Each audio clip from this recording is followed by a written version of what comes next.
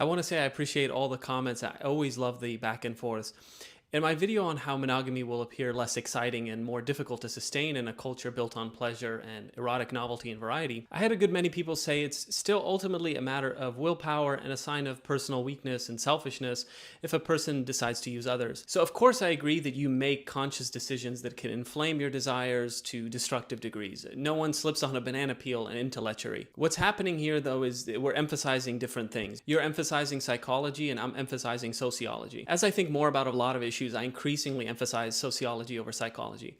A good rule of thumb is that the sicker a society, the less culpable the individual is for his or her pathologies. So let's take a man who makes a firm decision that no matter how promiscuous his past, he's now born again and wants a life of firm monogamy. Regardless, there's going to be a whole host of pre-rational preferences and inclinations that he carries with him. His threshold for boredom with that woman is part of his pre-rational inclinations. Same goes for his threshold for pleasure, his expectations, his cravings, his longings.